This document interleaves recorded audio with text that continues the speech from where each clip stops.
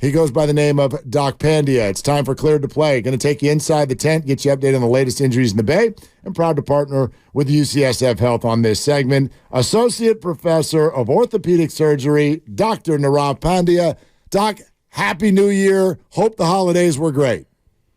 No, good. Happy New Year to you both, and hopefully you had a good holidays as well, too. It's been a couple weeks since we talked, so I'm looking forward to it. Absolutely. Everything was fantastic, everything except for watching GP2 limp off the floor again. What did you see on that one? Yeah, it was unfortunate. Obviously the first concern I had was this another calf injury to that same side, but then you saw him grabbing the other leg, and obviously a little bit of relief that it's not the same thing, but obviously a hamstring is a big concern, particularly for an NBA player. And the fact, I think there was a report by Shams that said this could be a several-week injury, which kind of falls in line with a grade 2. And I think the tough thing with someone with like GP2 with these injuries is that as you start accumulating these soft tissue injuries, you've got a core muscle injury, you've got this calf injury, now you've got this hamstring injury, your risk of a further injury goes up so much higher. So his timeline may potentially get extended because he's at that risk. And particularly for NBA players, you have a hamstring injury, then that knee, that ankle, they're all at increased risk just because of the acceleration, deacceleration. So tough blow for GP2. And hopefully this means that he'll be back with a good period of time with the season left. But these can be tricky, just like his calf injury that was there before. Yeah, it's unfortunate. We were just getting used to having him back in the lineup and now sidelined again for what seems like it's going to be a long time. Christian McCaffrey, it's been announced, won't play on Sunday. They saw him limited in the second half this past weekend with the calf. What do you think is going to be their approach to allowing him to return to play eventually in 3 weeks? Yeah, I think it sounded like in the game that he was a little bit concerned. He just felt a little bit of discomfort when he was pushing off. They thought that potentially if there was a game this week, he could play, which is a good sign for a calf issue. In general, when you worry about more severe calf issues, you're looking for a couple weeks. But the fact that he's got 20 days now to recover is huge. Even for a grade 2 calf injury, sometimes you can be back in 2 to 3 weeks. So the fact that it sounds minor, he's going to get rest is really key. And if you look at his injury history over time, right when he gets to this point in time in terms of his touches, when you start seeing sometimes those injuries creep up.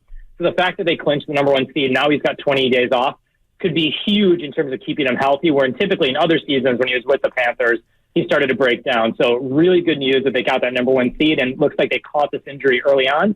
So he wouldn't have to push the next week, get injured further against the Rams. Now he's got time to heal up and be ready, particularly as an explosive athlete. Doc, surgery's coming for Amry Thomas, who has a broken hand. Can he be ready by January 20th?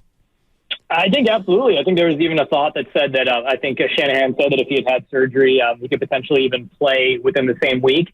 And it really goes down to, where that fracture is and how they're fixing it. So if you're putting screws inside there, and obviously none of us seen the x-rays, but sometimes you can get screws inside there. It's nice and stable. You can cover up the incision, and individuals can go back and play pretty quickly, particularly at the position like corner. You can put clubs on, you can put different wraps on. So the fact that he kind of delayed his surgery, he played, he's getting it now, very positive sign. And the hope is that he's ready to go for the playoffs. And all indications based on what they're saying that he should be ready to go. It's just probably a lucky break, and the position he plays allows him to do that. Brock Purdy won't play on Sunday. He'll be resting, but there's a lot of fear among 49er fans about possible rust, not only for Brock Purdy, but for all the 49ers. Where does the medical world weigh in terms of the body's ability to rest versus the body's inability to shake off rust?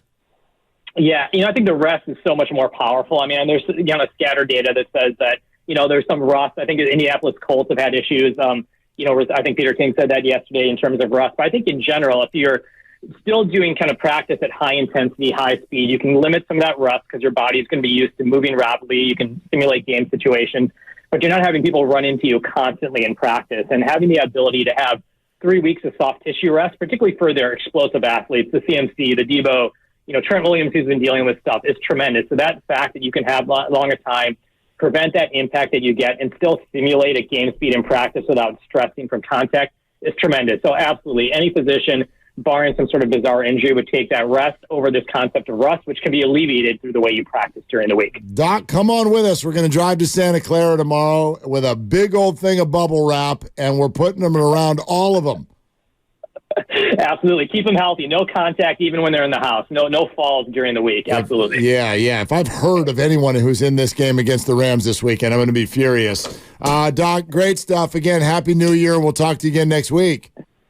All right, take care, guys. You too. All right, there it is. Doc Pandya, and the proceeding was sponsored by UCSF Health.